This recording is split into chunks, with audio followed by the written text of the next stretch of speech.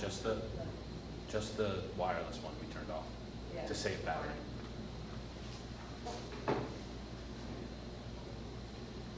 Before Zoom, we didn't have to do it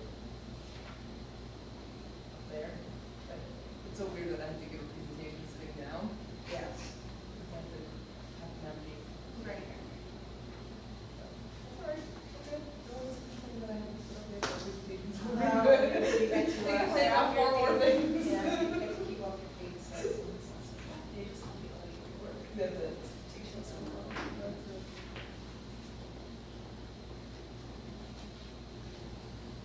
So, someone's looking at the bench right here? Yes. His first day. Okay. Seemed to be happy. Okay. You know, he's like kind of pretty exact what he can do. But it's gonna be so hard. I have to invent things. I'm like, no, Invent things. it's just fun. And maybe you'll make an invention. But it's can't invent it. Everyone was like, you should be fine. Yeah. So that made how are you? Is it just Funny, we'll have it in person, hopefully, other than Others, that. Okay. And Rob's in the online. Oh, vill du? Välkommen. You guys our new tech team? Yes, so, yeah. Thank you. Yep, Vaughn and Angelo. Hi there, thank you so much. Javon, you were our GMC swim team coach. Yes, this year. yes, yes, yep, Yeah. yes. Vaughn is an amazing pair with our students. and Yes, it's thank you. Thank Amazing. We're fun students at Bartle. And Angelo is Angelo Odato, Susan Odato's son. How are you? Oh, We're all connected That's here. great. Well, and he's also been doing amazing work with the tech department. He helped and did the video streaming for the high school graduation, so he was there, and God bless his soul for helping with all those Chromebooks and all the craziness that is the tech department right now, so we actually do appreciate it. We owe you a charging cable. Yeah. Speaking of. Oh, boy. Have it. Make sure, just test. Going We're live. good. Test, test. Test, okay, we're good. Can you hear me over here? Yeah. For all the people in the world listening right now. Where's your car right here?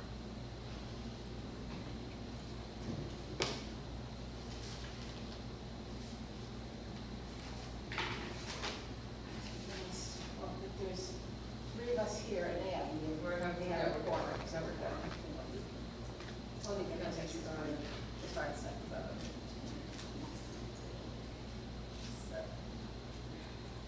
It was delayed a little bit.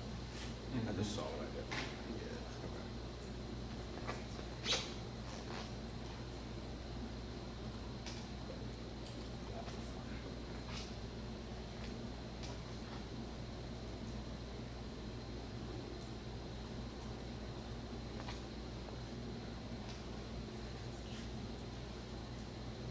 Marilyn, do we only need a quorum of 4 now that we're reduced? That's Correct. right, and we've got it, because Jen Nelson here, so. Yes, Monique said she was coming in person. Got some feedback. Sorry. Someone else is on the meeting. Just curious, thank you. Yeah, Monique is here, so we're. Yeah, we'll start at 7 o'clock on the dot. Okay. Rob said he'd join us virtually too. Hopefully you will. Monique will move you over. We're small but mighty today. That's really wonderful. So, there you go.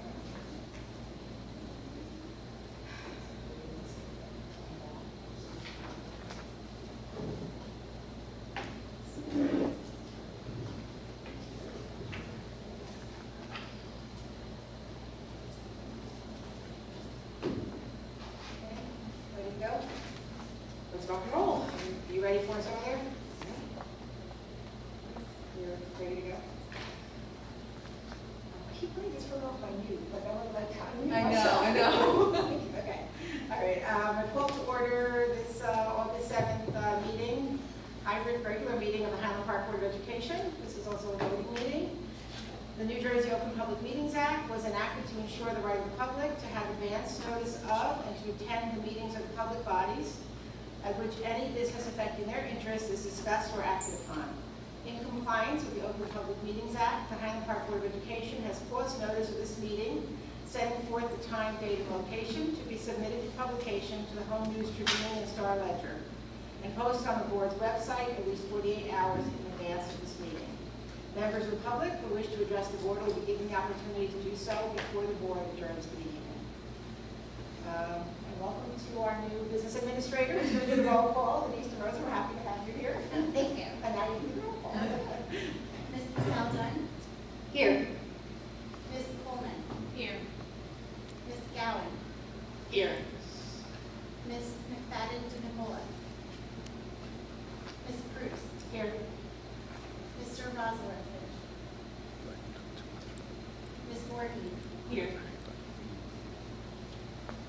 Okay, we move to the approval of the minutes of our virtual, regular, public, and executive session meetings from July 17th. So actually, I move that we approve those minutes. Do I have a second? Second. Do a roll call for that as well. Ms. Saldun? Yes. Ms. Coleman? Yes. Ms. Gowan? Yes. Ms. McFadden DeNicola? Ms. Cruz? Yes. Mr. Roslovich? He's actually on. Ms. Is Voorhees? this for the Yes. minutes? Yes, we're approving the minutes. Yes. Thank you. Okay, we move to the superintendent's report. And, oh, sorry. I was jumping ahead. Pledge allegiance. I pledge allegiance to the flag of the United States of America and to the republic for which it stands, one nation, under God, indivisible, with liberty and justice for all. Oh, I really skipped ahead. Okay, sorry about that. So we did roll call, pledge of allegiance. There were no communications this month. I think everybody in Highland Park's been on vacation or taking a break.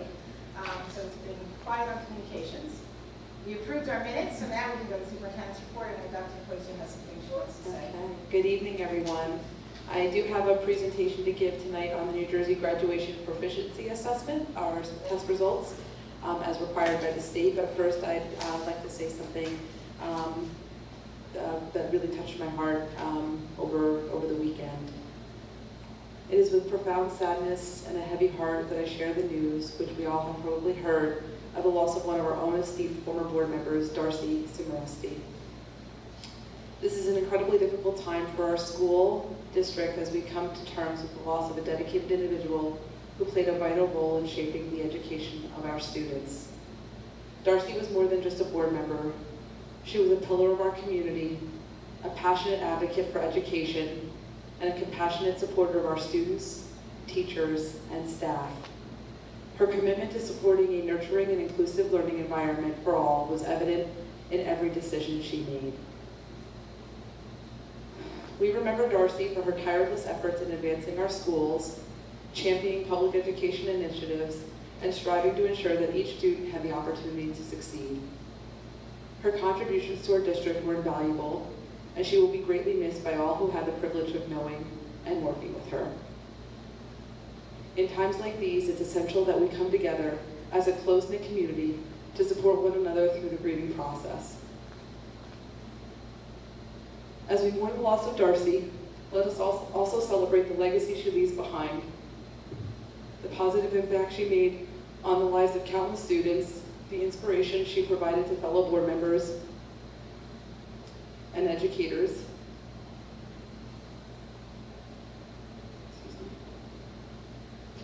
the inspiration she provided to fellow board members and educators, and the lasting mark she left on our educational landscape. To the family and friends of Darcy, please accept our heartfelt condolences during this time of bereavement. We share in your sorrow and stand ready to offer any support and assistance you may need. Let us honor the memory of our departed colleague by continuing the work she was so passionate about, providing the best education for all students, and ensuring a bright future for generations to come. May the memories of Darcy comfort us during this difficult time, and may we find strength in the unity as we move forward. Thank you. Thank you, Dr. Soji. Or do you Darcy would have had a lot to say about. I was just gonna say, it's kind of apropos that I have to now talk about state test scores, which is, I know, something that she championed against because, as she always said, and I truly believe, and I know we all do, that our students are more than a test score. So it's unfortunate that I have to present on this, but the state requires me to, so I will move forward with the business, and I know Marilyn will probably have more to say about our esteemed colleague, champion and friend, Darcy Lever.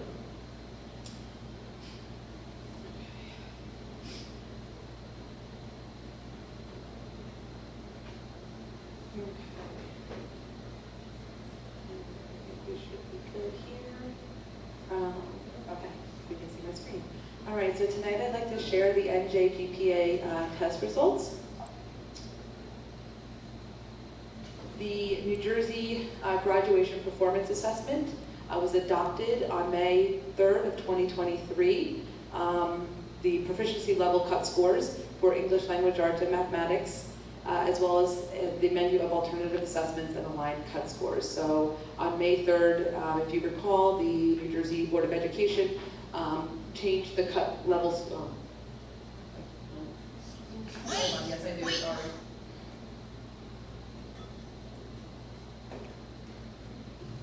Sorry, timeout. I'm sorry for the video footage. Oh, that's what it's for. Yeah. So that we have, So that if people can watch it back here. Hold on.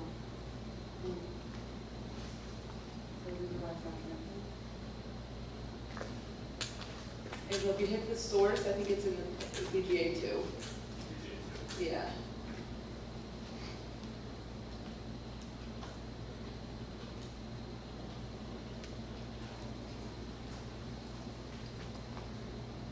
Sorry, we're just having some technical difficulties in-house here.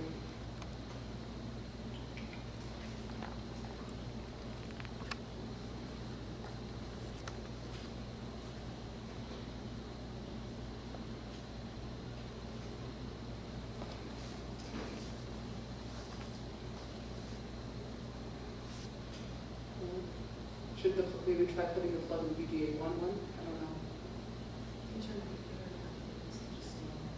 Okay. Yeah, I guess we're. Oh, okay. Yeah.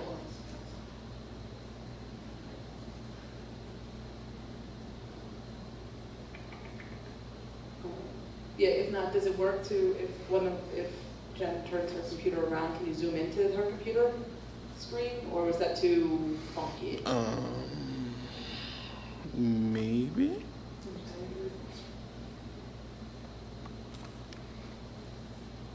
That's so funny because it's just kind of working. Yeah, you did.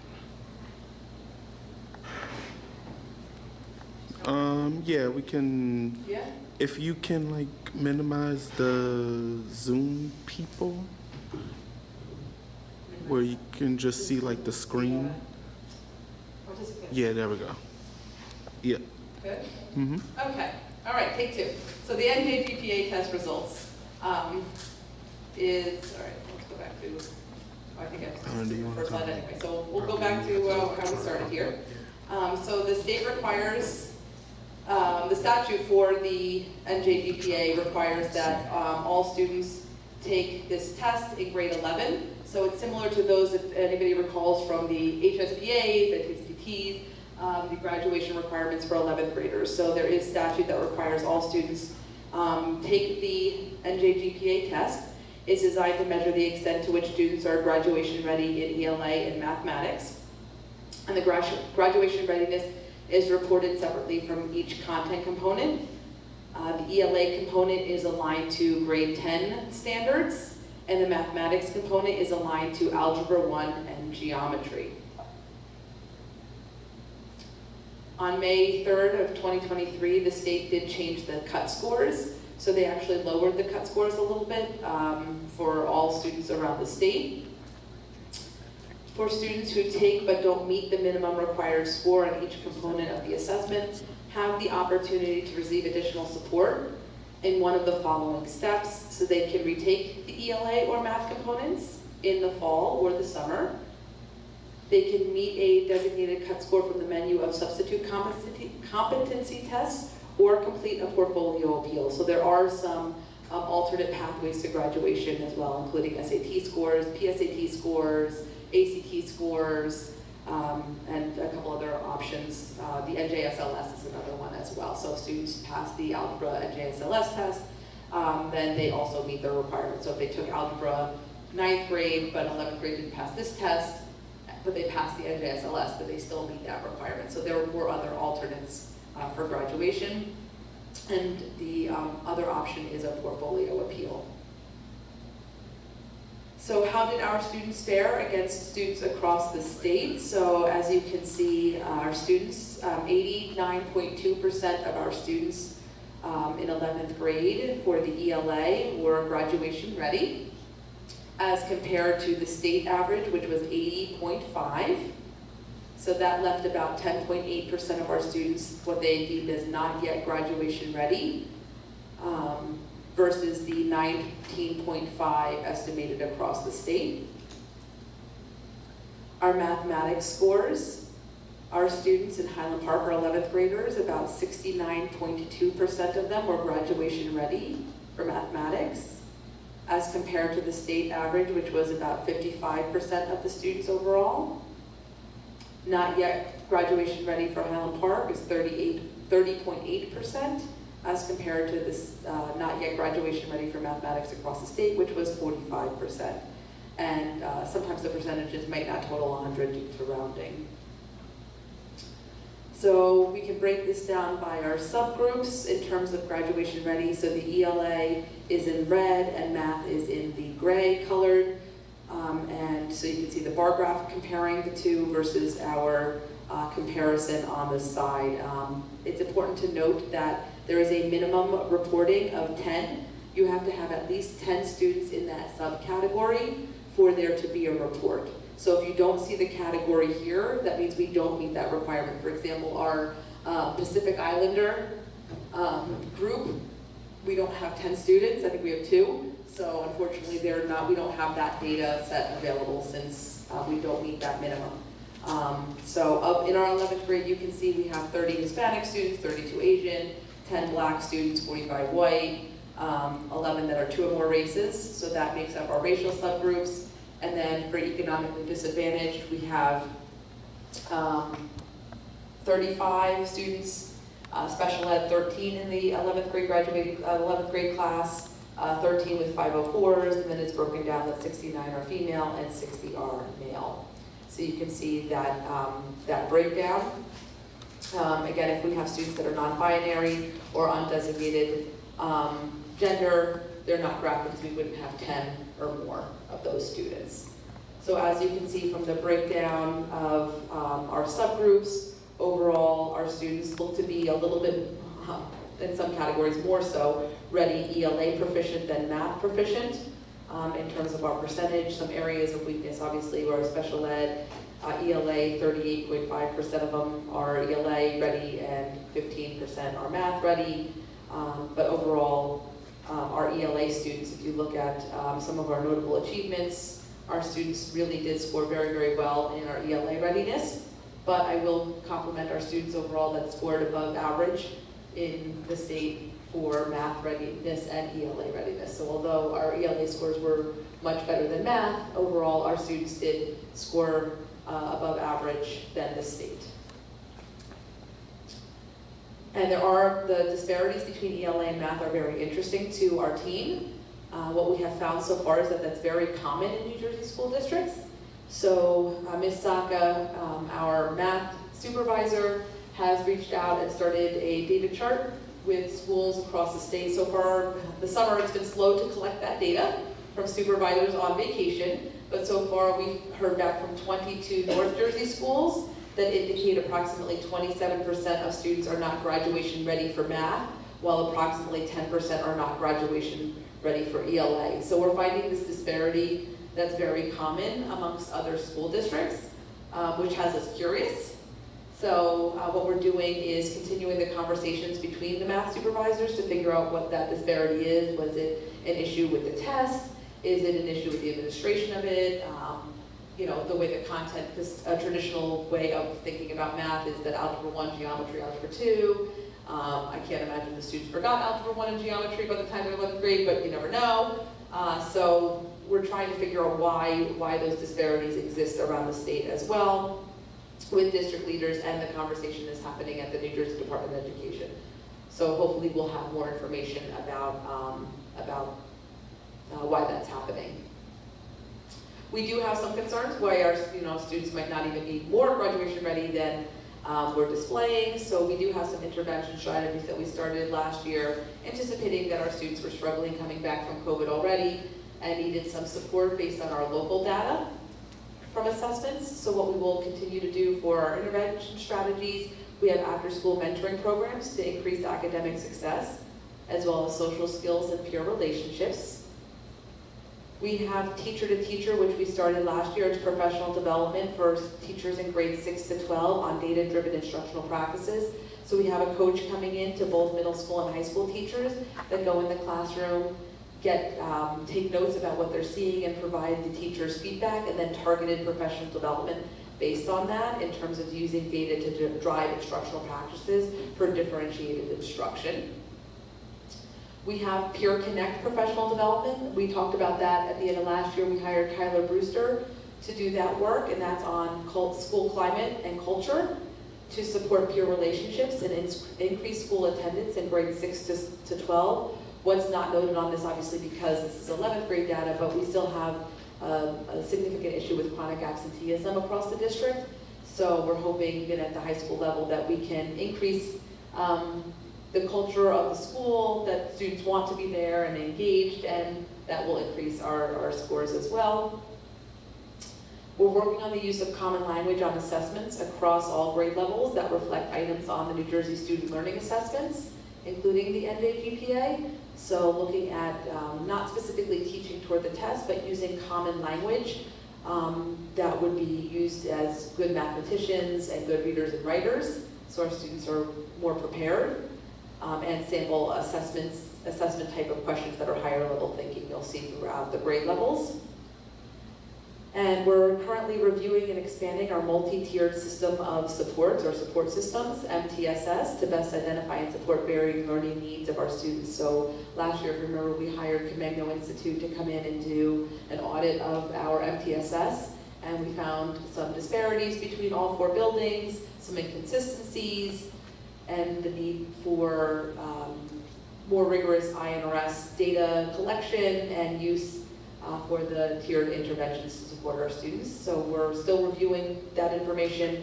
We're putting together our design teams for MTSS, and then we're using Frontline actually, which we use for IEP Direct, and 504 for INRS to collect data, put together the intervention strategies, and really collect information on how our students are doing with those interventions.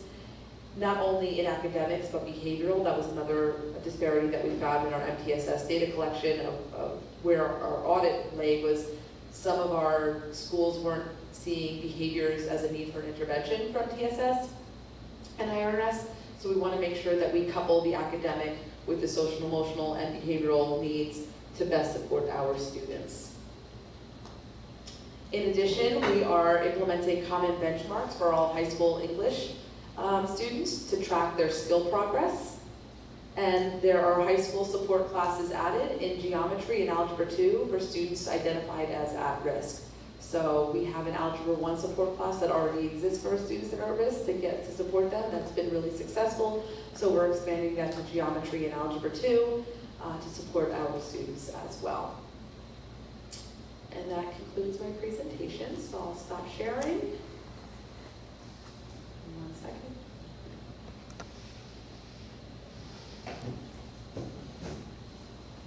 Okay, so I'll open it up to board members for any questions. Hi, I have a couple of questions. Thank you for sharing that data with us. Yeah, so a couple of questions I had, just following up on some of the interventions plan. And I'm wondering what administration is thinking about our students with disabilities and addressing needs there. I'm not sure if I kind of read that into what you shared. Yes, great question. So we actually had a meeting today with Dr. Linda Edwards, who is an expert in co-teaching models And so she developed a plan with Ms. Capola and Ms. Teacher actually today. We finalized the plan for next year for professional development with our special ed teachers on co-teaching models, because we found discrepancies there as well, inconsistencies and discrepancies in our co-teaching models. So we want to make sure that we have sound teaching partnerships and ways to address our students' needs so that they're being supported in classes as well. So we are going to be doing professional development for our special ed teachers. Thank you. And then, for the support classes that are being offered, those are optional, right? Yes, correct. And then, I'm just wondering about the participation capacity. For our Algebra 1 class, it's been wildly successful. That's why we want to expand it to Geometry and Algebra 2 as well. Does it take place in another course they take? Is that Well, it would, but there's a little bit more flexibility in the high school just because of the A period and the way you can structure your different courses. And some of our students sometimes only need it for a semester. So if they're finding success and getting, they're more comfortable and things like that, then they can, move on, into another class, a semester class. So they are finding success there. It's a little bit easier for scheduling at the high school because there's more options versus the middle school where the schedule is pretty packed. So if you're in intervention in middle school, the option is you can't have a world language. So that's been a very big struggle at the middle school since I've started here as a step supervisor, is the way this, because we don't have enough staff or physical classrooms.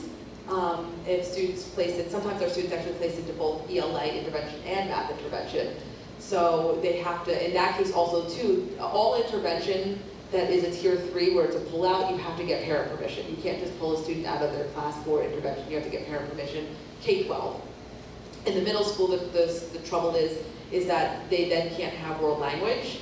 And especially with our Spanish classes, the students love Miss G Benetti, and Spanish is a popular choice, and we love that the students like to have that diverse option in their schedule. They love Spanish, and we want them to be well-rounded and have that language.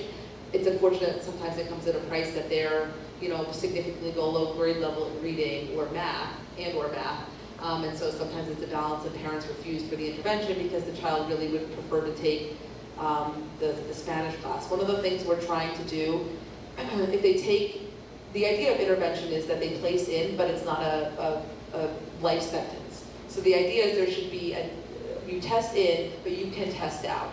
So there should be like an exit strategy for students leaving intervention. However, sometimes with the schedule constraints, that's not always the case, and they end up just staying there and then they're bored because they don't need it anymore. The issue we found, especially at the middle school, is that they get pulled out of, they don't take world language and they take, let's say, math intervention, and halfway through the year, or even as 1 quarter of the year, they close their gaps, then they're behind in Spanish because Spanish is already a quarter of the way or half the way through the year. So we're trying to work with the Spanish teachers to provide, and world language teachers to provide professional development where maybe their classes are a little bit more self-paced and self-directed. So the teacher's still the instructor, but they could come in and pick up at a certain point in their level of understanding. It's like pick up where they left off in their Spanish so that they don't feel like they're in a class where they're constantly drowning now. So that's going to take some time as well. So we're really trying to be creative with some of our options for the students. We're hoping with the addition of the part-time dance, theater, and theater teacher that alleviates some of those issues because we have more options for students with scheduling. So hopefully that will relieve some of the issues that we're finding. Is I'm only speaking about the middle school because I know these were 11th grade test results, but we do have an issue, obviously, that steps all the way down to our lower levels. And I just want to say, the differentiated, language instruction is, I can imagine that would be a challenge. Yes, yes. So that's why we may need professional development before we just throw them into the fire for that. Right. No, I appreciate that. I mean, Yeah. clearly just managing and juggling the intervention supports with all the other important vision classes that students should be able to take. Yeah. It's always some tricky balance. One more question. Sure. Sorry. Speaking of PD, the Peer Connect with Tyler Booster and focusing on climate and culture, I'm wondering how we're going to think about assessing that work. Is that sort of been part of the discussion? So it has been. I know that Brooke Baldazone has shared that information with Aislinn Skolsky, who's taking over in her speed and in her place. So we will follow up. Our leadership team meetings in August are in 2 weeks from now, and part of that conversation is the data that we will collect on both the work of the teacher-to-teacher PD and the work with Tyler Brewster. That's wonderful, yes, of course, we know that the climate culture is so. Yes, absolutely. If kids aren't feeling connected, they don't want to learn, They don't come to school. and they don't come to school. Thank you. Yeah, go ahead. Rather than opt out completely, could students choose to use their alternate scores to go for this instead? So opt-out, unfortunately, is not an option anymore. The state said that they have to sit, you have to sit for the test in order to even, and take the test seriously, in order to qualify for the alternate assessments. So unfortunately, that is a state law, not a local law. Opt-out is not an option anymore, unfortunately. So they have to do that. And if they sit for it and take it seriously, because I guess they know by the rate of the clicks of the mouse, I guess. I don't know what they deem as, it flags it as if they just go click, click, click, click, and finish in a certain time, they flag it. So they have to actually try, and if they're not successful, then it triggers. We have Genesis set up that it triggers for the next, what they call like level 2 of graduation proficiency, like option 2. Does that make sense? Yep. Yeah. We've mentioned chronic absenteeism a few times over the last few months, and I'm curious, you have the MTSS design teams looking at kind of disparities between the buildings and things like that. Is there any sort of design team or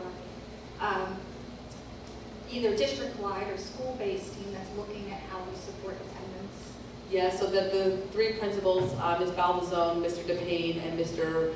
Richardson are going to work collectively to track that data and look for ways to support our students in chronic absenteeism.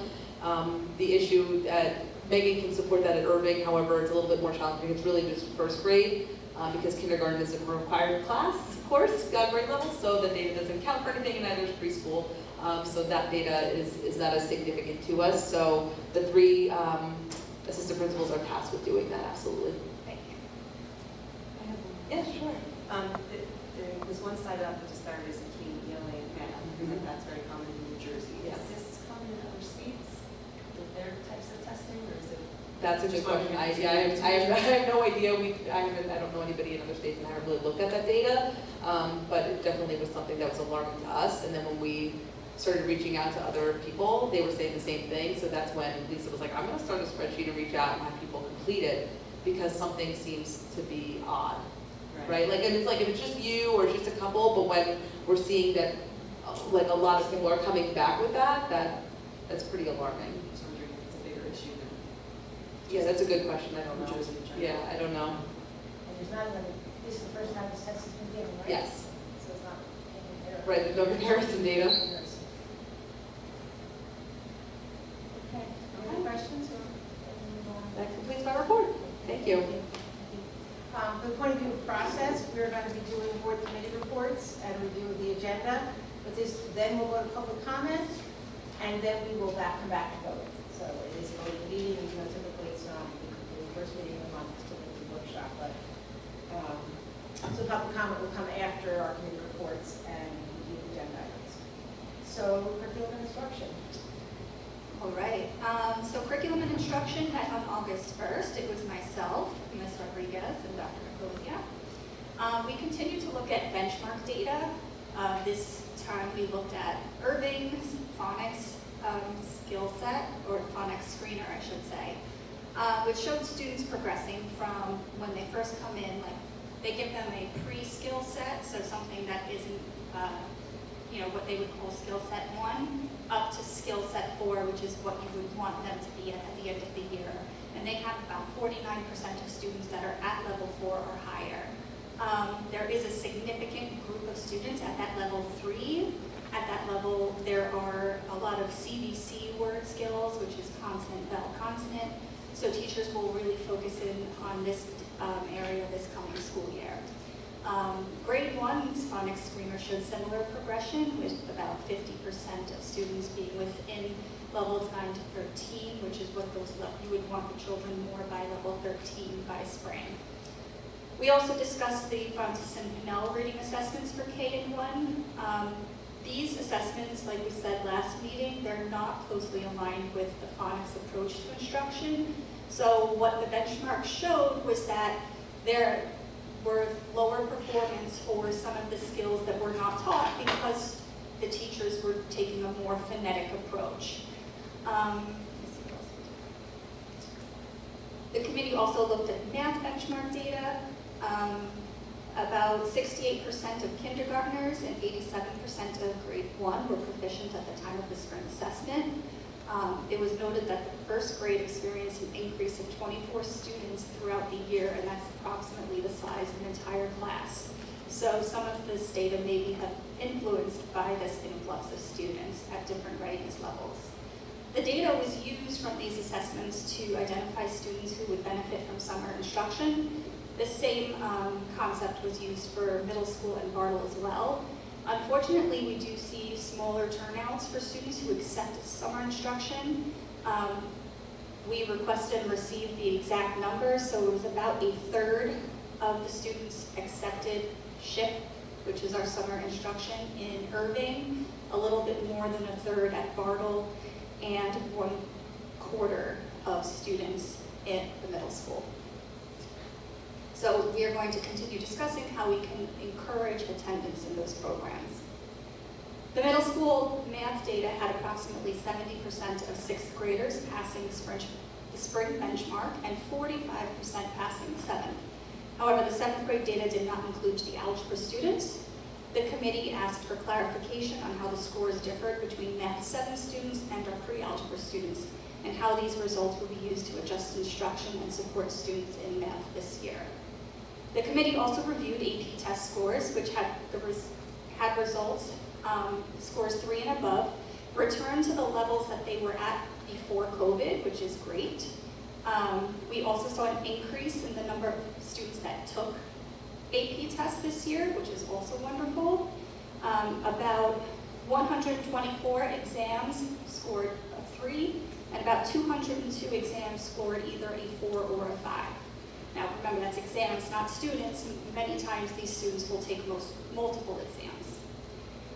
Next year, in order to, like Dr. Nicosia just said, the high school will be using benchmark assessments from Common Lit that will help them kind of keep track of ELA skills throughout the year.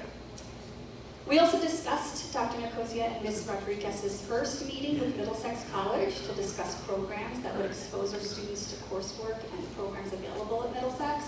Middlesex discussed hybrid and remote options for coursework, and as those conversations continue, we will bring you more details. We revisited parent concerns regarding rigor within ELA. With the upcoming adoption of the new Jersey Learning Standards for 2024 implementation, curriculum will be revised throughout this coming year to reflect those new standards and to reflect all of the work that the design teams with MTSS is doing in order to plan for supports and interventions. This includes like our ELA honors curriculum and other coursework that parents have voiced concerns about over the past few years. One concern that arises is the balance of reading at school versus home, so we will discuss the district, we will continue to discuss this as the teachers work to revise curriculum. And finally, we discussed summer work.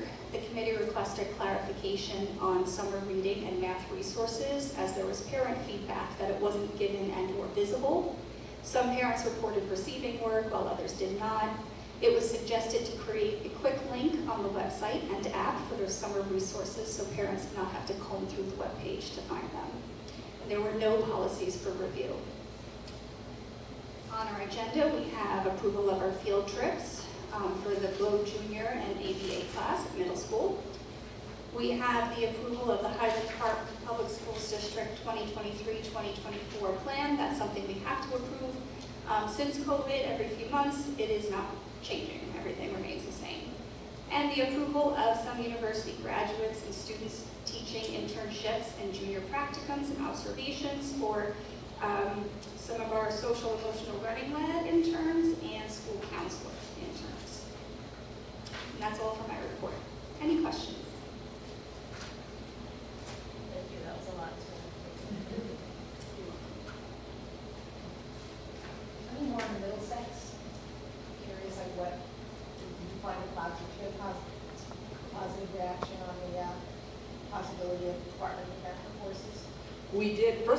tour of the campus. It was amazing there. We went to see the new, where they have the dental hygienist classes. Whoa, what a state of the art. I'm gonna go there and get my dental cleaning. State of the art, state of the art work there.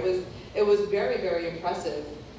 We also saw some of the other labs that they had, some of the new buildings. It was fantastic. The president was very warm and welcoming to the three of us that went, myself, Lisa, and Michelle. And originally they had pushed a lot of the dual enrollment with us, which means that essentially our teachers become approved to be Middlesex College professors, right? And for a very nominal fee, our students could take something like pre-calc and dual enroll, and if they meet the requirements, essentially get Middlesex College credits for that. That's different from an AP class. And that's nice because it's a cheap way to get college credits, especially for basic classes in math and ELA, especially going into college. Unfortunately, when we've tried in the past, only a couple of teachers expressed interest, and the ones that didn't meet the requirements at the time because you had to have a master's level in the content area, and it was very specific. They've since adjusted some of those options for teachers. In addition, we do have some new staff on board. Like we have a new chemistry teacher who has a PhD in chemistry, who has taught at the college level, so she might be interested in doing dual enrollment. One of the options that we really liked best was dual enrollment hybrid, where they bring the professor to us. So they bring the professor, and it's a hybrid course, so the students would take like the online portion or the in-class portion with the professor 1 or 2 days a week, and then the rest of the week, or when they have class, would be self-paced, self-study, like you would in a college class.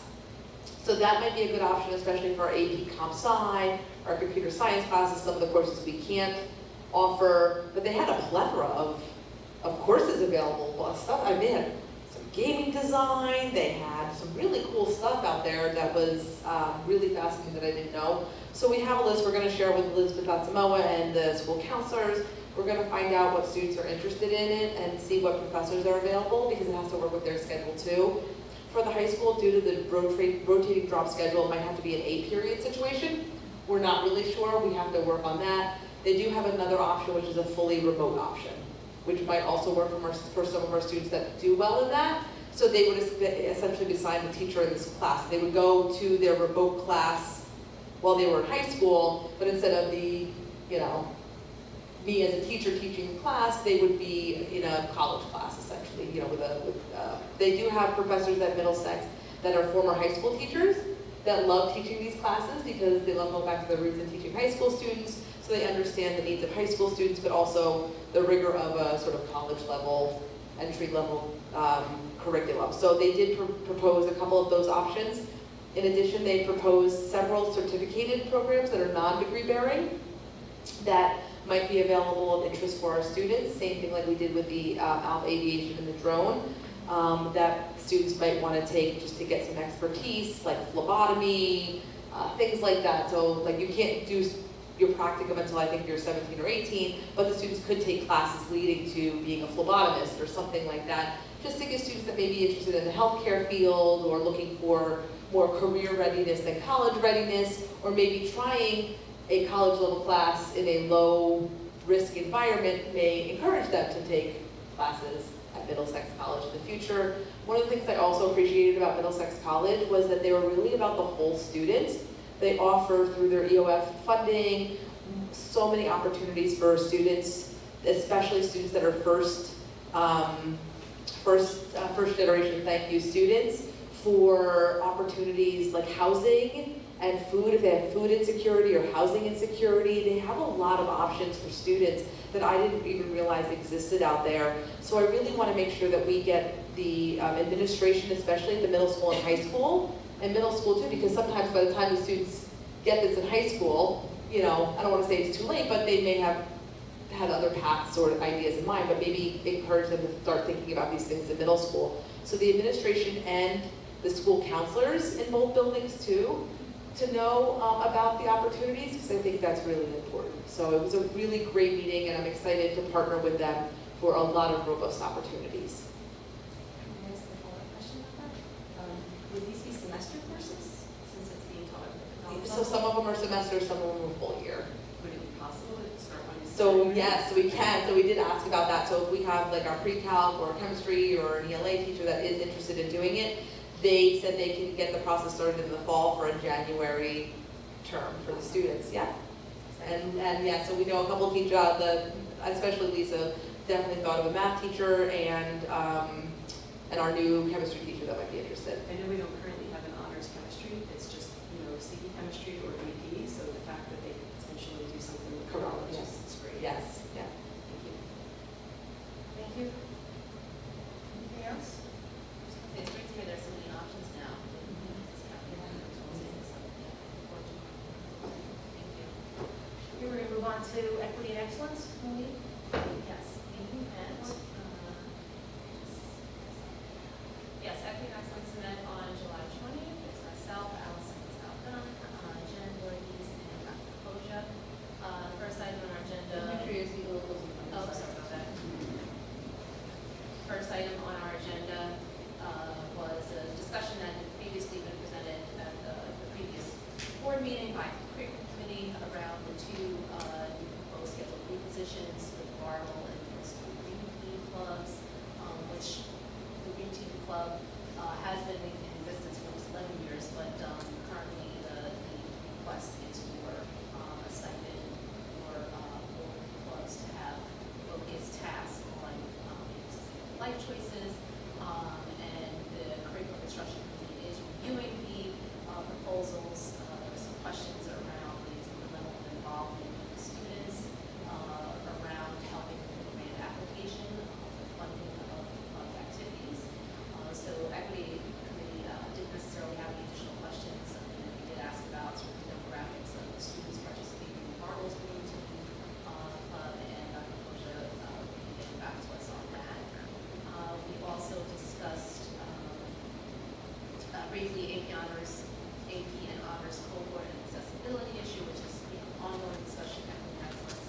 Dr. Koja reported that she's working with Jen on pulling the AP and honors course registration data together so we can sort of see what the breakout is in those classes, what we are reading, or all that, all those data that points to be pulled together in a cohesive format and presented. We also looked at the discipline data reports and discussed the continued overrepresentation of Black, Latino, Hispanic students and students with disabilities receiving ISS/OSS suspension. Dr. Koja indicated that RISE, which is a program that provides students with alternative to in-school suspension, is a logical consequence model, again, intended to replace ISS.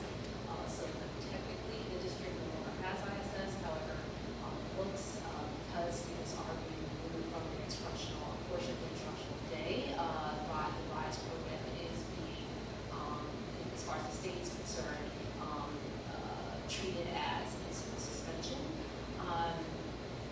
We talked about kind of the choices that students may be given during their time in RISE.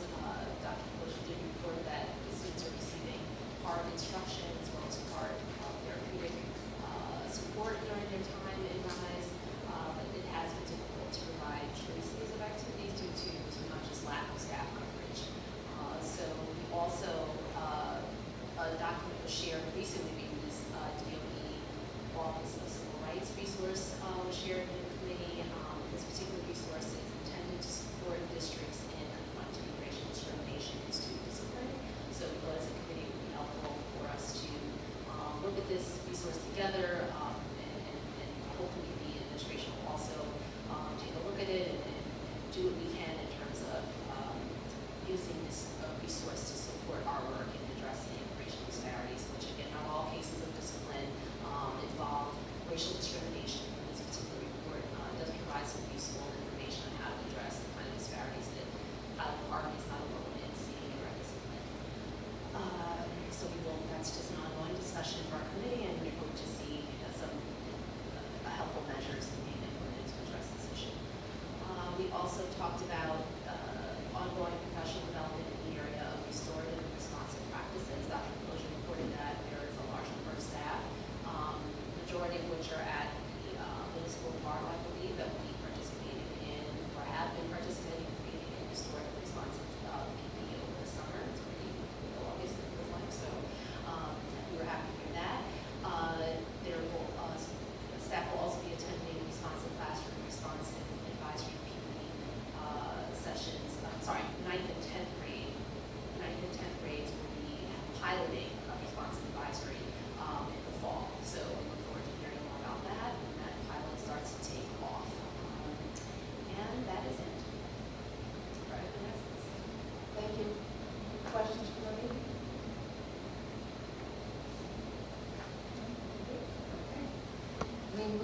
to finance and facilities, and I am giving that committee report.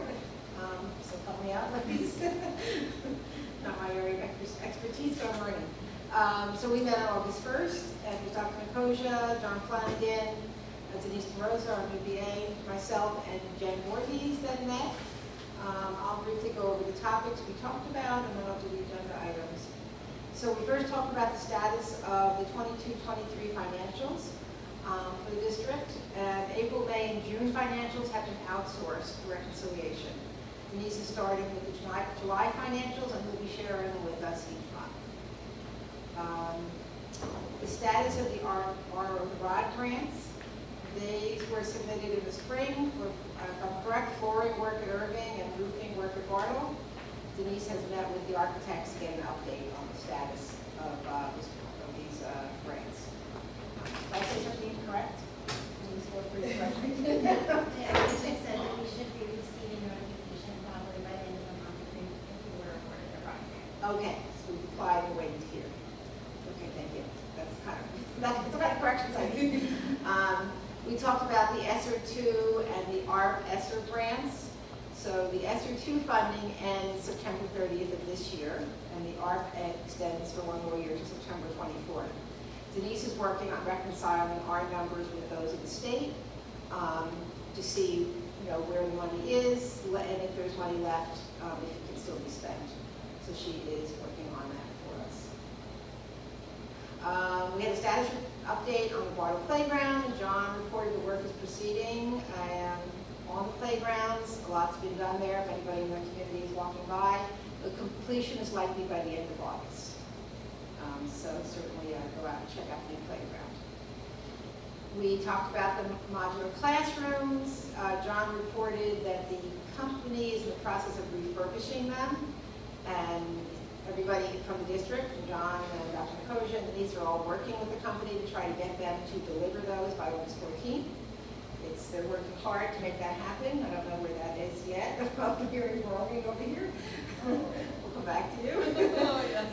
Awnings and ramping are on back order, so hopefully we get the module, we set them up. We may not have some of those finishing touches in place. We're going to have to try some workarounds. When they are finally delivered, they have to get ready for a CO, which is energy and electrical hookups and so forth. So it feels like a stretch to have them done on time, but I know there's a plan B, and they will get done. So that's what we got at the end of the day. That's where we are. I don't know if you want to add anything. Good morning. Okay, I'm good for now. Okay. But we do know everybody's working hard to make it happen, but it's not an easy process. I think everybody in the state is looking to get these modulars set up. We're not the only ones in this situation of wanting to get our pre-K kids on campus and in school and not having the space for them. So we are competing with everybody else out there to make this happen. The last item we talked about was the referendum that we have been discussing and that a lot of work's been done to prepare for. This is the referendum to build additional classrooms so that we can expand our pre-K options, so we can get more of our 3- and 4-year-olds into the district for full-time education as mandated by the state, and also as we feel is really a good healthy option for our kids. So we've been discussing the options of building onto Bartle. We have architects' pictures that have been shared. Possibility that's looking not so likely of adding onto Irving, and then of building on a piece of property that is owned by RASPA in town. We sort of made the decision the other day, and Jen, you could make sure I'm saying this one right, that we're going to go ahead and try to present these options to the board. Because we have to figure out how do we move forward. Somebody's got to decide. So that we can then decide what this referendum is going to look like and when and so forth. So the proposal is that Dr. Nicosia, and with the help of the architects, I believe, will present to the board at our early September meeting. We only have one meeting in September, which I realized the other day, which means that we would be voting at our first meeting in October on those choices. Whenever we do vote, it still is a 6-month lead time to prepare for a referendum. So at this point, we're looking at a referendum in March 2024. And then I guess 2 years after that, we'll potentially actually have space built. That's my understanding of it. And then policies we have not. So let me go over agenda items, and then if there's questions or any of those topics, we can talk some more. So the agenda has the approval of bill list for June and for July, or the first half of July, the cafeteria list for July, budget, the treasurer's report up through March 31st. We have, then we're going to be voting on travel and related expense reimbursement reports. Number 6 talks about our district's doctor. And that's who we get from St. Peter's, and they're going to be assigning us a doctor. So that's the person who does physicals and follows up on issues as they come up.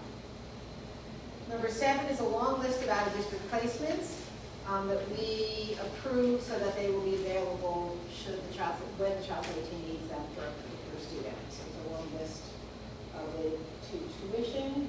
Were these actually students? Yeah, student number, I'm sorry. So we are approving out-of-district placements for students within our district at these particular schools and at the tuition rate. That's listed. We have proposals for flooring at Barlow High School, and one that we accepted, just significantly cheaper, luxury floors. We are approving or voting on the revised submission of the school-based youth contract, which interestingly enough has increased their funding by almost $20,000. Ironic, because right now this is the last approved year by the state that they're going to fund our program. Hopefully they will change that, but for the one year they've increased their funding. 12 and 13 is just a change of where the money is coming from for our canopy and footing for these modular classrooms.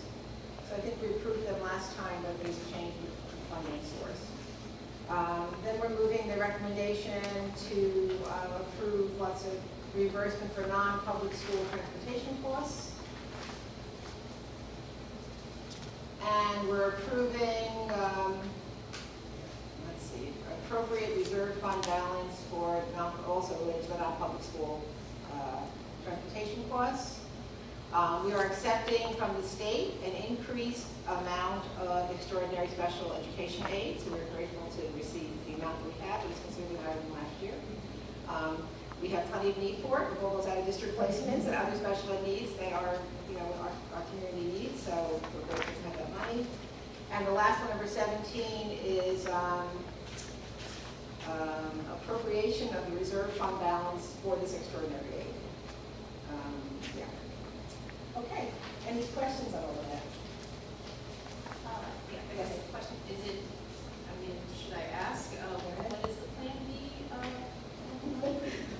I have to put it out there. So the plan will be that since we haven't approved the preschool monies yet, so we're not starting preschool until October, we're going to have to unpack the kindergarten supplies to reset up kindergarten classrooms in their classrooms in Irving, in the building, and then when the modulars come, shuffle the stuff to the modulars and set up the preschool classrooms. So that's the plan.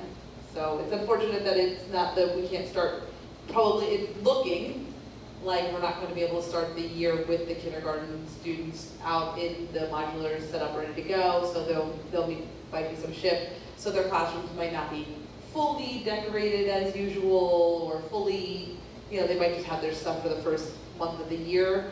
But we're hopeful because the students don't really come back till September 8th. It's a half day. So we're really hopeful that they can get them here. And we even talked about if we need to hire movers over a weekend or something like that to help if the facilities and the maintenance crew isn't available. Like, we're all on the hands on deck to figure out how we can do it. So it's not an absolute no, but our plan B, we do have a backup just in case.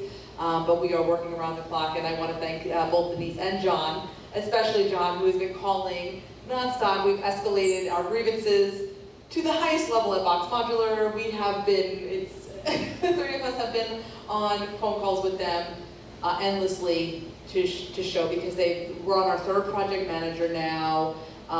It seems to be they're dropping the ball on a lot of things. The last was that they said, once you have the permit, we'll this was right before, in beginning of July, right before I left for vacation. They said, we'll have them ready, once you get the permit, you'll have them within 2 weeks.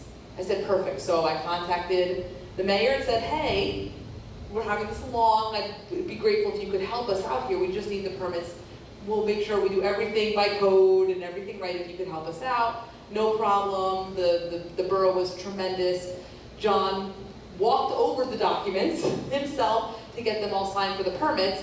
Turns out they weren't starting construction on the interior of these until we had the permits. But the project manager said they would deliver them once we had the permits.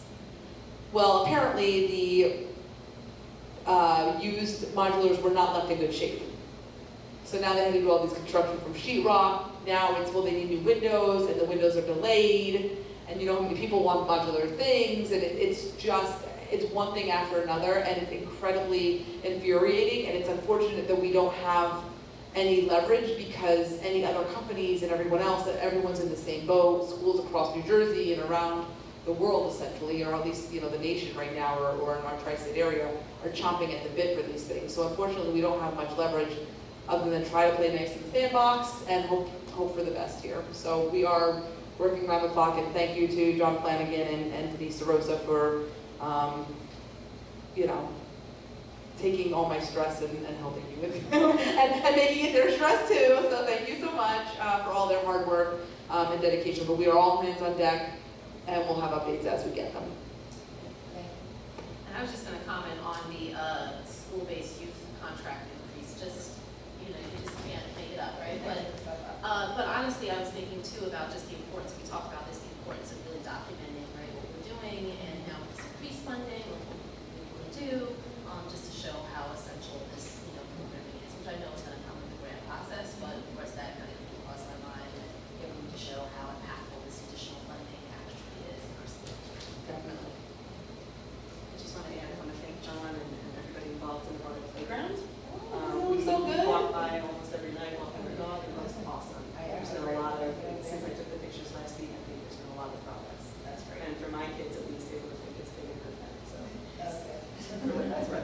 Yeah, It was actually, really fun. I'm going to add to it. So what they did is they're just waiting for the concrete to settle today with the rain and all of that. They couldn't do much progress, but if you look, if you go over there now before they lay the new padding, they actually did, so not only when they excavated and they leveled it, but they put drainage in. And it leads towards the drainage there. So there's that. So, and I don't know if you noticed, but the big former mud clay pit, they took all the clay up, and because all of that from excavating that area was really rich, great dirt. So they put that down where the mud pit was next to it, and they're growing grass. So if you walk by there now, you actually see blades of grass. It is amazing. Grass doesn't grow in clay, it grows in rich, organic, beautiful soil. I will give a shout out to anybody who's listening. There is rich, beautiful dirt over there that we're trying to find a home for. So if there's any landscapers or people in town that want to come over and get some really great dirt that at least grows grass, I'm not sure what else it grows, but it's growing grass for us, come and get it. I know John is working on trying to figure out, you know, somebody who would for free want to come and collect this big mound of dirt that's sitting next to the playground, but it's great, great, great dirt. There's no other questions on finance. We're going to move to you, Anne, for personnel. Okay, personnel. We have not met since the last meeting, at which I apprised the board and the public, so I'll go right to the agenda. The first item is our traditional approval of substitutes. I believe ESS Northeast is the new name for a source for teachers. So that's pretty standard. Most of our other items here are self-explanatory. We have number 2, a leave of absence. Number 3, a resignation of a paraprofessional. Number 4, our youth safety specialist at the middle school, Mr. Jablonski, has resigned. And I saw today that the district has listed the position. It's up on Apple-Track. So presumably we are looking for someone else. Have we had any progress on that, Dr. Nicosia? I know it's short. Not to my. No one's come to my attention yet, so they're probably still in the interview process. Okay, so I've you know, shared my feelings about the position before, and I wonder if if it doesn't come to fruition soon, we might brainstorm about other possibilities. Number 5, approval of a new technician for the district. Welcome, Mr. Golian. Number 6, a new kindergarten teacher, which is wonderful to see. We have 7, a new lunch aide. 8, a new media specialist at Bartle, which is fantastic. It's very hard to hire librarians, so welcome Ms. McGreevy.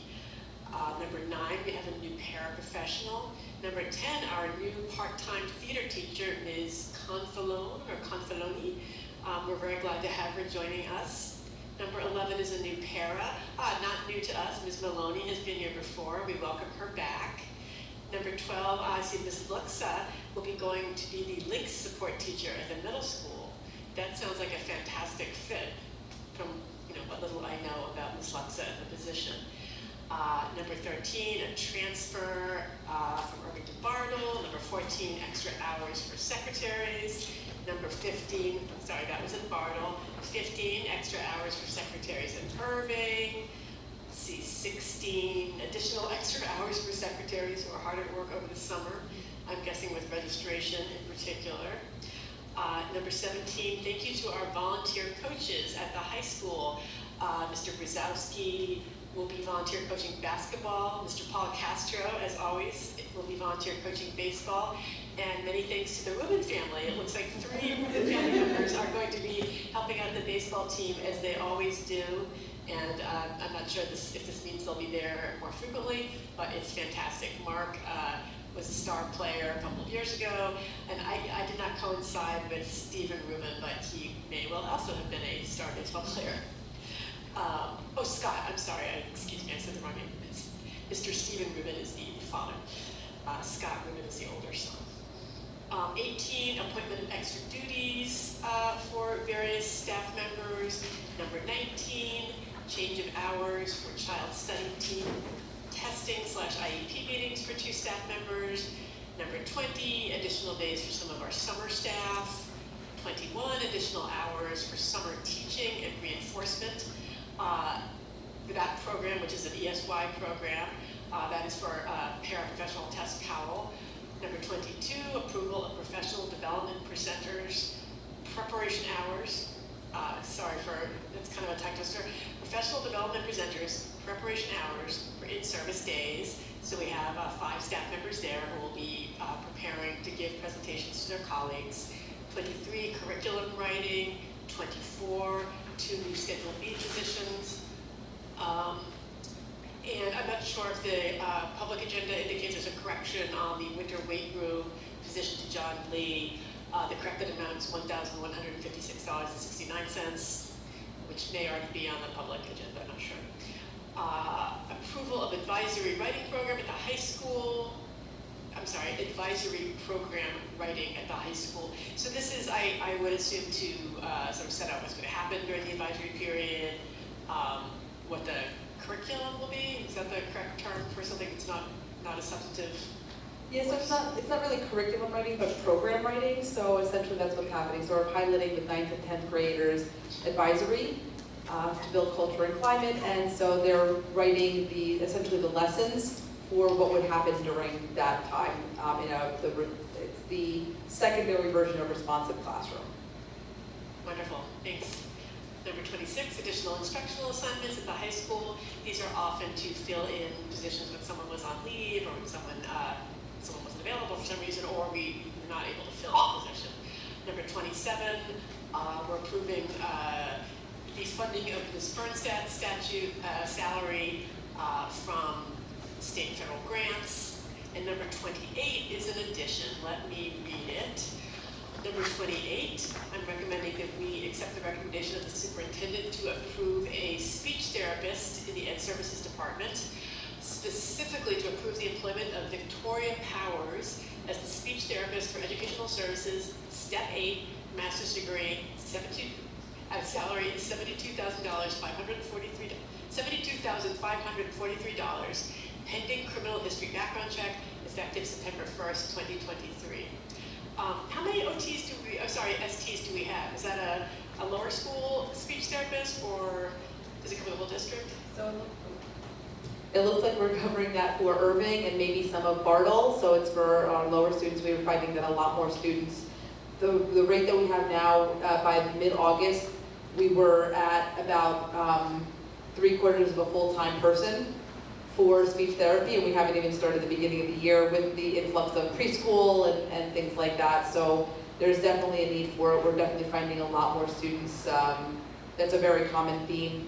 I'm not sure if it's, you know, a mask thing, you know, I'm not really sure what the cause of it is, but we've had to increase our speech therapy staff. So we're actually kind of getting out of the front of the gate a little bit, knowing that it'll probably by September or October be full-time. Great, okay, so this is a part-time position Well, right now? it's full-time, right, but it's, I mean, but we have she doesn't have enough students for full-time, but we have enough, I see. we have enough testing for her to be full-time. So she'll be testing for part of the time, and then the rest of the time seeing actual students and giving the therapy, and then she'll be full-time as the therapy when we have enough students. So there's plenty of testing to be done as well. Understood, thank you very much. Yeah. That's all hard That's all. position to fill. Such a That's all hard I have position to for fill, yeah. Questions on personnel? Ann? Okay, thank you.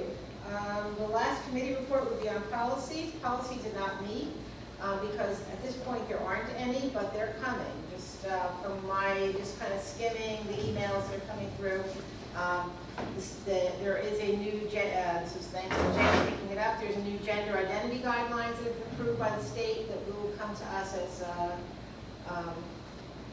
as policy at some point soon.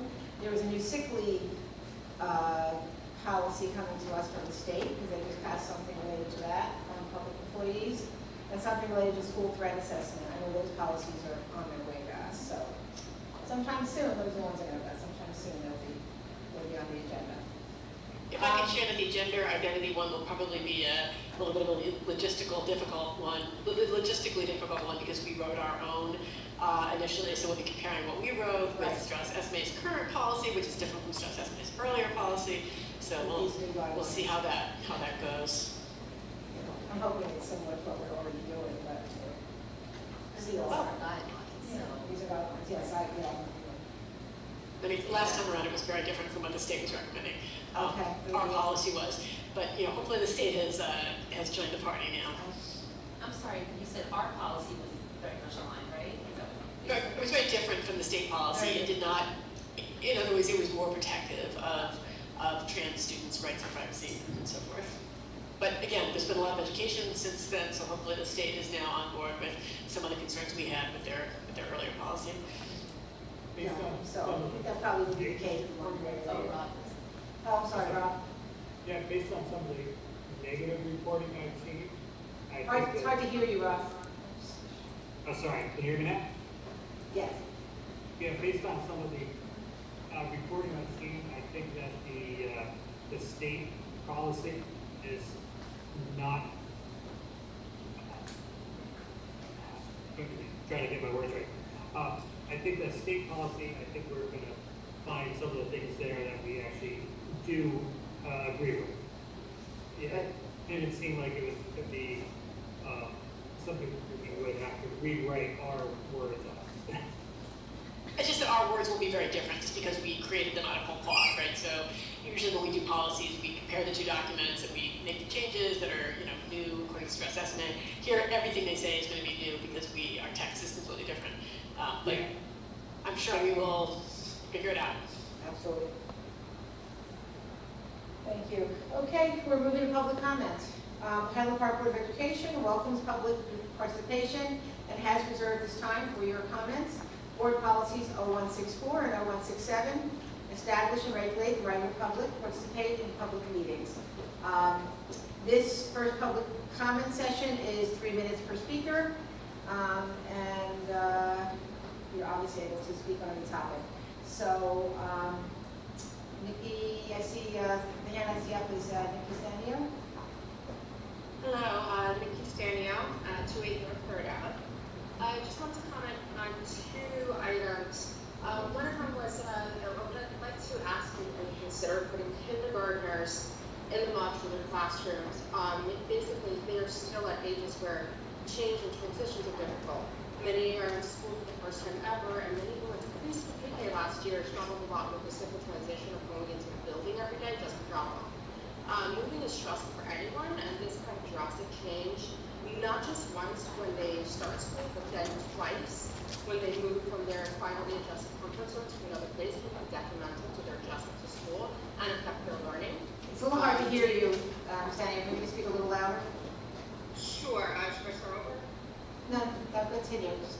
Okay, so maybe consider putting first grade in, maybe because they've had enough time to acclimate over the years, and they would probably adjust a lot better than the 5-year-olds who are still struggling. The other thing I wanted to comment on was for the SHIP program for summer, I just had a little bit of insight on why some parents might not be putting their kids in. It sounds like a great program, but a lot of them have to put their kids in summer camp for childcare reasons, and summer camp needs to be paid for a deposit by February a lot of the time. Otherwise, you miss out. So if they're hearing about it at the last minute in June, they really cannot just pull their kid from that summer camp. That gives them a full day of childcare as well. So I know the SHIP program is only about half a day, which doesn't really provide the kind of care that the kids need. Just an idea would be to possibly either move it to an August session where there's a summer camp, or they're back from vacations, or having a second session to make an opportunity a little bit easier for kids who, parents or families who did want to put their kids in the program, but just aren't able to because of those logistical reasons. And that's it, thank you. Thank you very much. Good suggestions. Any other members of the public that would like to speak?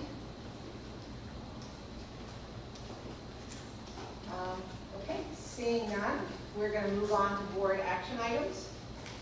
And curriculum and instruction, if you could move your items. Yes, I'd like to move items 1 through 3.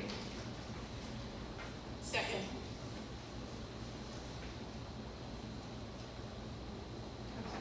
It's going to take you time. Ms. Coleman? Yes. Ms. Gowan? Yes. Ms. Bruce? Yes. Mr. Rosales? Yes. The C's. Oh, Ms. Coleman. Yes. Sorry, I apologize. Ms. Voorhees? Yes.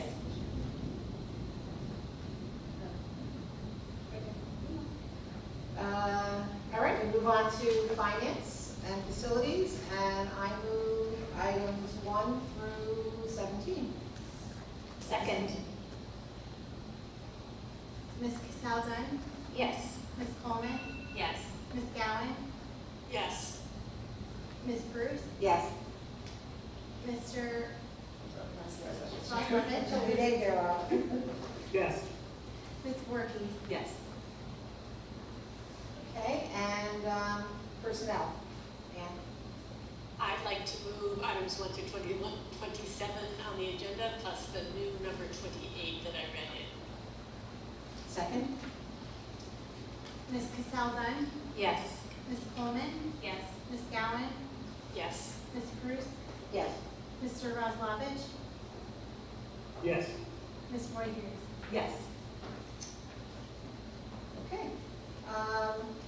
We move on to the president's report. I actually have some things that I need to add and want to add.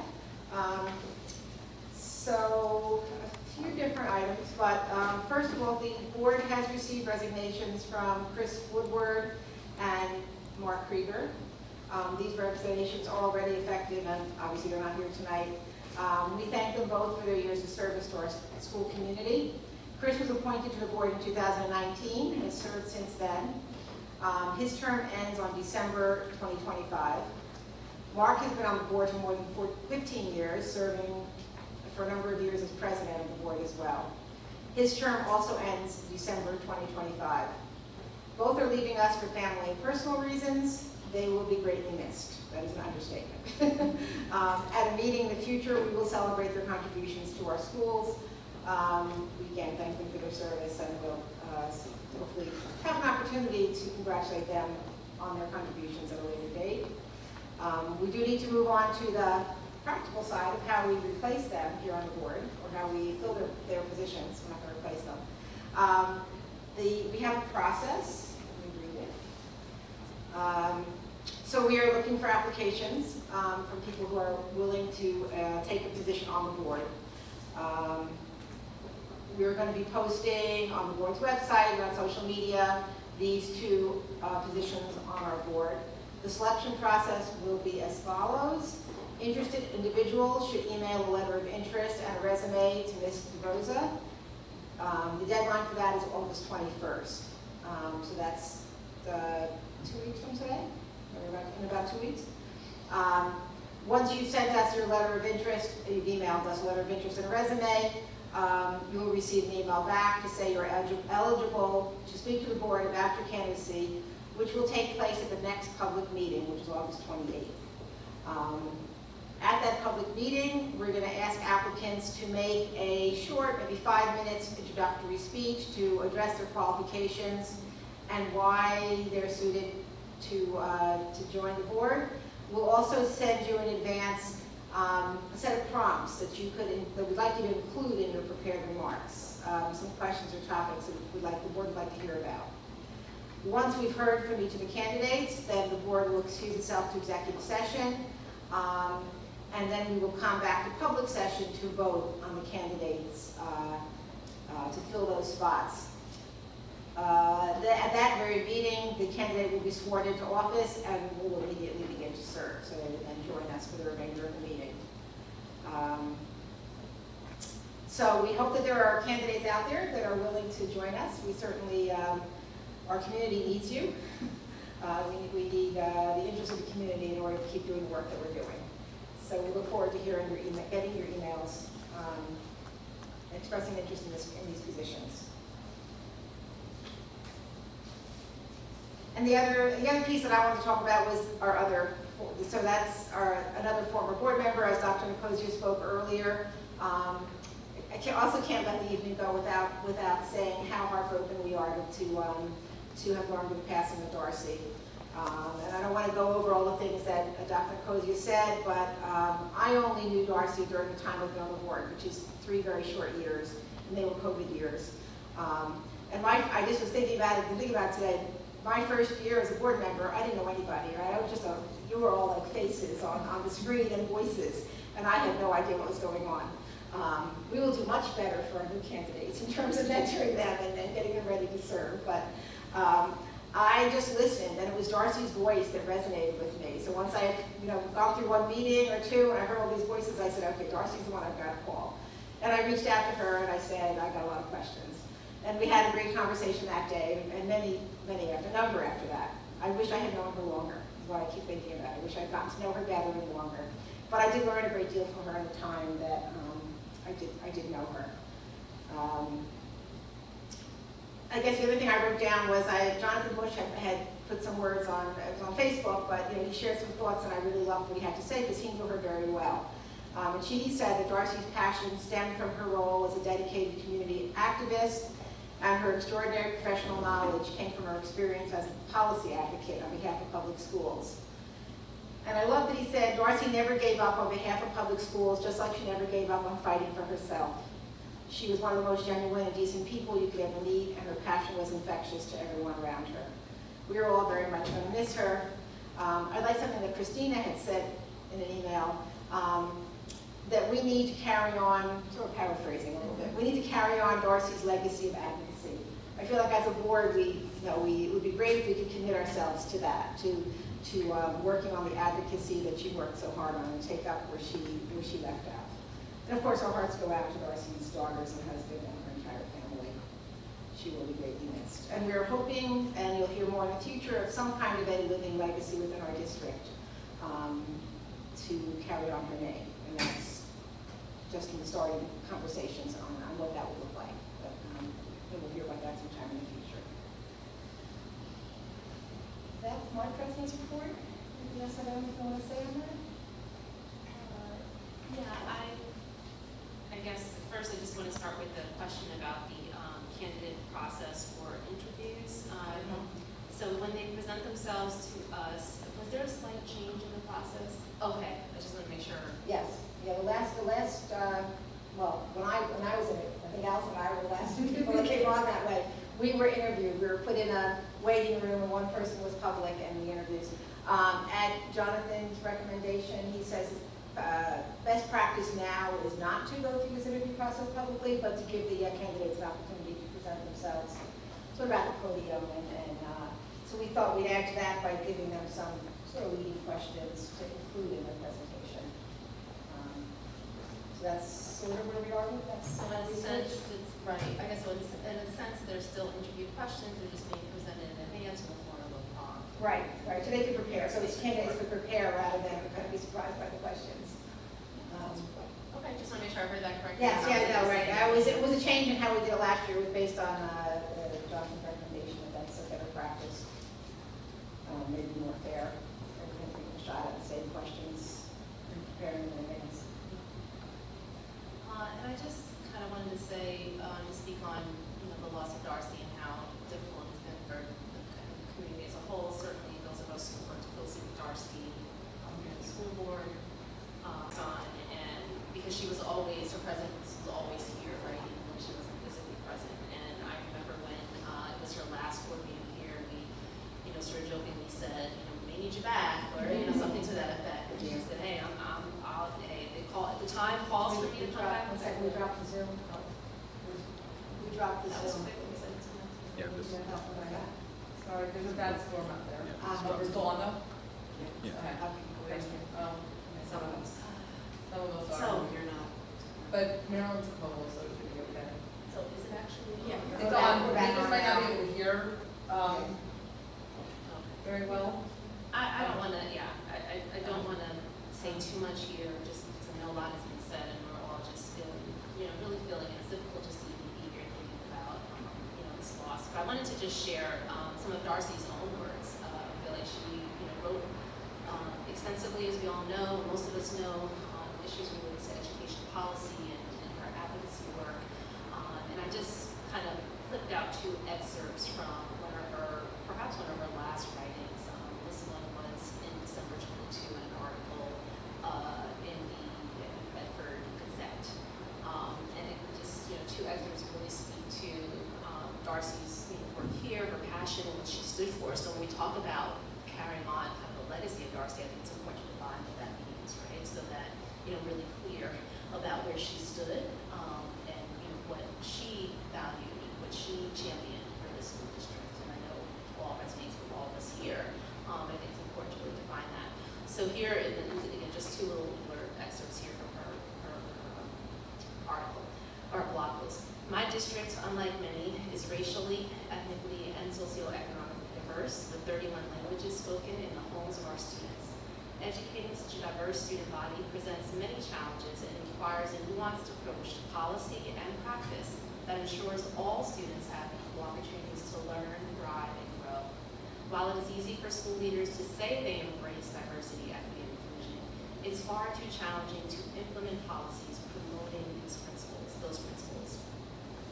And yes, I would just add to that Darcy nevertheless stood firm in those principles and values and worked tenaciously and collaboratively to ensure that the district was always prioritizing the importance of addressing the needs of marginalized communities, ensuring that everyone, all of our students, were represented and at the table. And then she goes on to say, I spent my time on the school board helping to develop systems that ensure decisions are made collaboratively and with as many voices at the decision-making table as possible. This means making space not only for administrators, teachers, parents, and students, but also ensuring that historically marginalized groups are represented. Decisions that affect students should never be based on the whims of those with the most privilege or power, and indeed not on who has the loudest voice in the room. So again, I just wanted to just let Darcy speak for herself here as we think about, her legacy, what she meant for our district, and what she, her vision for a better Highland Park School District. Thank you. Anybody else on that, or we can move on to old business? Do you have any old business that we bring up? I'm kind of curious, talking tonight, I'm kind of curious about the aftercare and where we are, and if there's anything to update on aftercare. And suspect parents might have questions. Yeah, I know, I saw Colin the end of last week, working out of my conference room, feverishly on posting things on the website. So I did ask Ms. O'Donnell to get me an update on that, so I'll follow up tomorrow and get that information out as soon as possible. So my guess is that I know there's been some stuff posted on the website, but he's been working feverishly to get all of that done.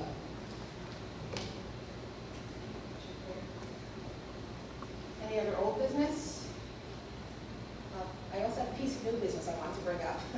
Sorry for taking everybody's time tonight. But I participated in the redevelopment walk that the borough, one of the redevelopment walks that the borough did. I was on one this was last week at night. And personally, I haven't been so clued into the redevelopment work. As planned, I've been too busy with Board of Ed to really focus on what the borough was doing, although I know they've been working very hard. But I went on the walk because I thought I kind of needed to know, and I actually learned a lot. It was really excellent, and I thank them for doing it. I did want to share with the board that I think we need to keep an eye on the impact of the redevelopment on our schools. What I learned was the projects planned are bigger than I had understood previously, I guess, or that I thought about. And I heard numbers like 100, 140 units, more than one set of apartment complexes going around Avenue. I'm not bringing it up to say anything about pros and cons of redevelopment. I just want us to keep an eye on the impact on our schools. There were a number of community members there. I was quiet, but there was a number of community members that were there that asked the question, can our schools handle the potential increase in enrollment as they add new apartments or condos? And I think the impression was given that we can, but in fact, we are almost at capacity in much of our district. And aside from the referendum, which is about pre-K, Dr. Koja has shared that there are places where they're really struggling to find special education classrooms, a lab for SEL, and others. So we are at capacity in many places, and I suggested, and maybe it goes back to finance, I don't know where it comes from, that we do a study on capacity in the district. I suggested Dr. Koja so that we have some formal data to share with the borough as to actually where we are in space for additional students. As they plan redevelopment, it would be helpful for them to have that information for us. Mark, who obviously never goes away here, he shared with us a capacity study that was done, I think, in 2016, which he felt was not accurate at the time. It was not accurate, and it wasn't particularly helpful because it didn't predict well. And in fact, we didn't get a large increase in enrollment, according to Mark, from like the River Road, that area. So it was predicted in the study that there would be a large increase, and in fact, that wasn't the case. Again, this is Mark's analysis. I still think it might be worth doing anyway because hopefully we get a better firm and maybe we get better data than we got. That was many years ago. I think there's interest in the community to know whether in fact we can handle the increase in enrollment. So I think that would be helpful for us to do going forward. The other thing that came up on the walk was the question, this was again coming from community members, I'll bring it up, questions about whether the district is receiving its share of pilot money. That's the payment in lieu of taxes. The developers negotiate with the borough. So I just want to clarify that we have not yet received any pilot money, and that's with the arrangement from the Walter Street project. But I am happy to say that we've been assured by the mayor and the borough and members of our council that the district will receive its share of pilot money on this project, on the current project, the Walter Street, and on future projects to negotiate with developers. So I look forward, and Dr. Nicosia is working with the borough council and maybe with the mayor, so hopefully make that happen sometime in the near future. So those are things I just wanted to put on your radar because they came up online. And if there's no comments on that, I'll move to public comment. Thank you. I was just going to say, I mean, there's really no question, as you said, that with the fact that we can't sustain, a bunch more growth in our district, the question is really what's the projected impact, right? Right, which is, I guess it's hard to tell, and right, and on the walk he said, we don't know if they're going to be two-bedroom apartments, or somebody said, well, if they're 55 and over, of course, that won't impact the schools, and that would be very lovely, but they don't know any of that, whether that's not yet been decided or released, or whatever. So obviously the type of apartments will impact, but we know that even a two-bedroom apartment, people bring their children, so right, you don't need a big house. So, right. Economy, even a one-bedroom. Well, great, yes. So it's certainly a potential concern. Yeah, I agree with the study. I'm sure we all agree that makes sense. there really has space or whatever, and then maybe that happens. Okay, we're at our last public comment. The Highland Park Board of Education welcomes public participation and has reserved this time for your comments. Board policies 0164 and 0167 establish a way to aid the right of the public to participate in public meetings. So if anybody would like to speak, let's see, Rebecca Hirsch. You ready to start? Maybe we should start. Thank you. Hi, thank you. Rebecca Hirsch, 331 Felton Avenue. I just want to thank you guys for all the work on the Bartle Playground. It's like so great. I just wanted to say thank you for that. And I have a question about the high school classes, possibly with Middlesex County. Also, thank you for looking into that. It's really appreciated. My high schooler was really disappointed that there was no AP computer science. She was going to take that this year, or honors physics or anything like that. So thank you for looking into alternatives with Middlesex County College. I just was confused by something that you said. So would some of these Middlesex County classes potentially be able to be taken during A period? Is that what you said? I think that was one of the possibilities, nothing obviously set in stone. Yeah, it might be a possibility, but we're not sure yet. Okay, I love that idea. I just want to say I think it's a great idea because there's not enough A period options right now, and it would be really great if they had that. So I just want to thank you for looking into that too. That's all. Thank you. Any other public comment? Abby. Hi, Abby Stern Cardinal. I live on Harper Street. I just wanted to say thank you for going through the full process for the appointments. That's really helpful for the public just to kind of know what the timeline is. I did want to just bring up that you said that there will, after the interviews, or I guess not interviews, but the statements, that the BOE will go into executive session to deliberate, and I am a big proponent of open public meetings, and I just wanted to make sure that that is really permitted, because I believe all deliberations are supposed to be public, and not that you can't obviously, talk separately in appropriate ways, but I just want to make sure that if you are having deliberations, there's a specific purpose that, that needs to happen, and that it can't happen publicly, because, we really do need everything to be public. So just wanted to point that out. Thank you. Yeah, so that is per the legal advice, so that is the requirement that we have for board policy and for legal advice to move into executive session for discussion. So it is all legitimate as per policy and for legal guidance. Thank you.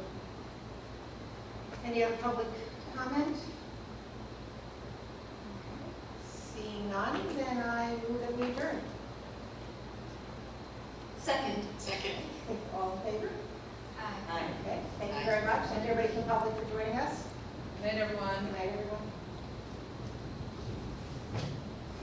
Now I'm gonna just hang out for a while. Yes. I guess the Lord from Asbury, tornado warning. I'm like, Yeah. okay. Yes. I'm getting severe thunderstorms.